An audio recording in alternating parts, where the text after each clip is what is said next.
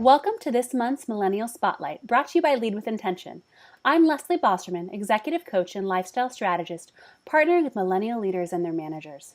The purpose of these conversations with millennial changemakers is to deepen and extend the dialogue around how to lead with intention. This month, we're focusing on the intention of cultivating curiosity and how to approach the unknown with the perspective of endless opportunity rather than limiting criticism. I'm here with Mathew Goldberg, who's been living and working in South Korea on a Fulbright grant, teaching English in a local high school for the past 3 years. And I'm so excited to just hear about his story and all the curious things that he's done. So welcome, Matt. Well, thanks for having me, Leslie. Yeah, I'm so excited to hear more about just your journey and your adventures. So start by telling us a little bit about yourself and your background and what kind of launched you into expat teaching. Yeah, well, honestly, I never expected to be in South Korea or to be teaching. So I'm 25, originally from New Jersey. I've been living in South Korea for 3 years, teaching English at a local high school. Before that, I was at Elon University studying psychology. And during university, I was just super active in working with the Center for Leadership and the service organization. And through that, I kind of gained a passion for just really cultivating student development, working with youth. And I always was like, I don't want to be in the classroom. I thought the classroom was kind of confined and wasn't serving the purpose that I wanted. And it was more, I wanted building character, working on leadership. But by the end of my university, I realized I didn't have an extensive abroad experience. And I thought, I'm searching for an opportunity to challenge myself, go outside my comfort zone. And I learned about the Fulbright grant, and I was like, you know what? I do love working with students. I love asking them questions. I love helping them develop and see their potential. I was like, maybe I should reevaluate this teaching opportunity and throw my hat in the ring. And I ended up being lucky to get it. And when I started, I was like, wow, I do love teaching. I love the idea of seeing students grow throughout the semester and seeing them work on something and realize they can accomplish it. So it's been really cool to see.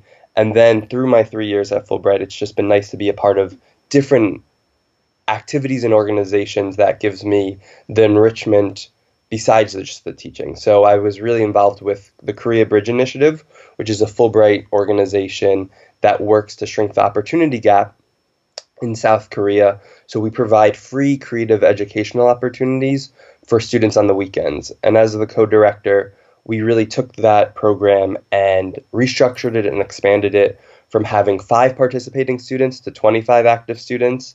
We started a scholarship program for the students who graduated the program to attend a summer immersive English camp.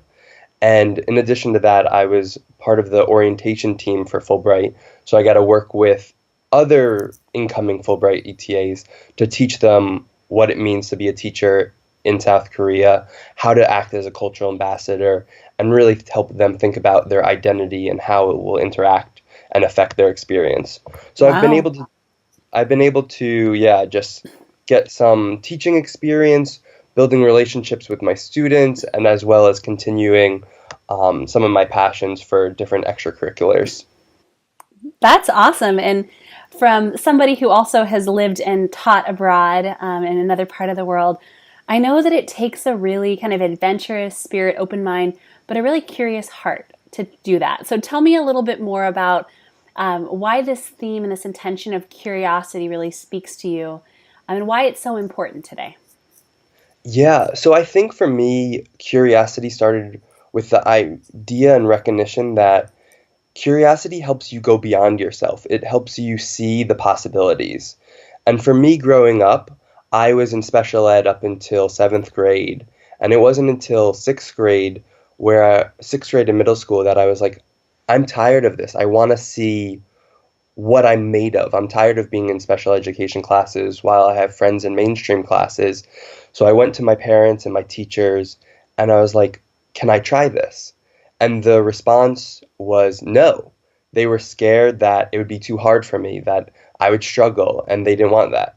Which, looking back, I totally get. It was this protective sheltering of me. But I was curious. I was like, what are my limits? What am I made of? And so I persisted. And finally, in 7th grade, I started mainstream classes. And I'll be honest, it was hard. And I worked twice as hard as everyone for the same results. But it showed me that we have the right to fail, that we have the right to try. And it was the first moment that I recognized this power of being curious. I recognized, like, if I wasn't curious, if I didn't question what was there and what could be, that I wouldn't know. And so I really started valuing, like, this idea of asking questions and coming into that. Awesome. So when you think about curiosity and how it speaks to millennials, so the 25 to 35-year-olds, so your peers and people you work with, I know your students are curious, but think about kind of your colleagues and those who you went to school with. Tell me what you've noticed with how millennials approach curiosity. Yeah. Well, so I think one big thing is millennials are so curious. We are inundated with information that sparks our curiosity and makes us ask questions, which is great. I mean, I see my friends, my peers going towards the computer and typing in Google countless questions. And it's amazing to see those questions and thinking about new ideas. And ultimately, that's the beginning of innovation. I think what we don't see sometimes is the fact that when we get to Google and we type in a question and there isn't an answer, we stop. We're like, oh, we need to change the question, or that's not a good question, rather than recognizing, like, oh, there's no answer. That's the heart of curiosity. It's being like, okay, this isn't in existence. How can I deepen that question? How can I expand it rather than avoid it? We're so accustomed to this black and white instant gratification of, I need to know if I'm right or wrong, that we distract ourselves from going into the heart of the curiosity. And I think that's a big thing. That's a huge thing. I think that's so important to note and have awareness of. So when you think about how curious am I approaching a situation, like what are also the limiting roadblocks that prevent curiosity? So when you think about ways to, let's first talk about kind of preventing it or blocking curiosity. In your experience, Matt, tell me, what are the things that you've either witnessed or you've possibly even done that make being curious hard? Yeah, I think that's a great question. So I think the first thing is anxiety. This idea of that is coupled with curiosity is the what if, as I said, the possibilities. But when we allow those what ifs to take over and have that fear coupled with it, we're almost paralyzed. We're not allowing us to see the possibilities and to see the excitement of the ambiguity, and we're rather afraid of what could be and what changes, and we stay stagnant. And it's unfortunate because there's so much innovation and so much potential in the curiosity. So when you think about what causes millennials and ourselves to get to this point of like becoming stagnant or getting stuck? Well, I think one of the big ones is the fear of failure. I think it's this idea of, why should I try something new, go off an uncharted path when what is in front of me is potentially working? So we don't want to go into the unknown. We're settling, I think. And that's kind of going against curiosity. Because for genuine curiosity, I'm a believer that you have to throw out the rule book and you have to kind of explore what is around you and see what can be new or what can be improved. I think that exploration and that ability to want to know, that kind of hunger, is something that isn't just innate, though. Like, I look at it and some people say, oh, some people are just born like that. True, but I think we all can learn it. So when I think about what makes people curious, there are a couple things. I've done research on it, both from like a scientific, neurological perspective, but also just getting curious about being curious. But before I dovetail into that, tell me, what do you think causes curiosity? Well, I think that maybe something that we see as a byproduct of curiosity, so I don't know if it's caused by it, is this idea of social perspective taking. Like, even as a kid, when I realized that the power of asking questions, it helped me begin to walk in other people's shoes and see wonder what their interactions with the world is through their eyes rather than just seeing it through my eyes. And I thought that was kind of one of the sparks of curiosity. So I don't know if that makes us curious or if that is a byproduct of curiosity. But I think another thing that just innately makes us curious is when we experience things and really reflect on those experiences and observations and take note of what is happening and then question it. So I think to enhance our curiosity, we have to continuously look inwards as well as look outwards. So we have to say, what is happening right now? Why is this happening? Is there other ways to go about it? I like that. The what questions kind of expand our world. They get us thinking in different ways. I often talk about like asking what versus asking why. Because why is like a diagnosis question. It kind of cuts to the, well, why is this happening? And we go deep into this place. It still can be curious, but often needs to find a solution. While what questions kind of make the world explode into opportunity and possibility. Exactly, yeah. And that opportunity and possibility is so powerful and ignites for change. And I think we have a responsibility to kind of pursue that because you never know what's going to happen. Yeah, absolutely. And one of the things I've been studying more, and I'm curious to know your perspective on this as well. So I hear a lot that, oh, there's not a lot in the environment that makes me curious or interested. My life's kind of boring, or it's just the same, or I'm comfortable. And I would challenge these perspectives, especially if you're feeling kind of like stagnant or needing more from your day to day. Because I believe you can actually spark your own curiosity. So I recently published this month's blog around this, like what are 3 ways to do this intrinsically rather than wait for curiosity to come kind of out of the woodwork and grab you. So when you think about the directional kind of approach of curiosity, like you can either look at it as, oh, I have to wait for external stimuli to get me interested and then I respond, which is more of that passive approach versus I can start asking those questions, like you mentioned, the big what questions, to get my kind of excitement and that kind of channeling of the awe and the wonder and the big areas of life that we may not know about. So tell me what you think about that. I know it's a little different perspective. Yeah, well, I think that goes hand in hand with this idea of how we perceive our life. Like, just the idea of calling our life boring or stagnant, it's like, I would challenge that person to question, like, what is going on? Like, why are you not being able to see maybe the exciting and the possibility in the life rather than just kind of seeing the glass less than half full, you know? Mm-hmm. It's I think we can spark our creativity by just taking a moment and pausing. We often just go through the hustle bustle and don't really see what's going on around us. And we're missing all these exciting things that make us wonder. Like there's so many questions. And that's why I think I always, when thinking about my curiosity, I go back to my childhood because as a child, I think you find the wonderment and curiosity is unbound. Mm. You'll have kid look up and say, "Why is that leaf shaped like that?" Or "Why is the sky blue?" Or "What is the reason that birds fly together?" There are all these questions because they're not consumed with the nitty-gritty of life. They're just there and they're present and they're mindful and they're letting the question surface. They're not Mm. blocking it out because they're like, oh, I have a 10 o'clock meeting. I have to be here. I have to go there. They're just living. And I think that's where sometimes our curiosity gets squashed because we're just in this go, go, go busy culture.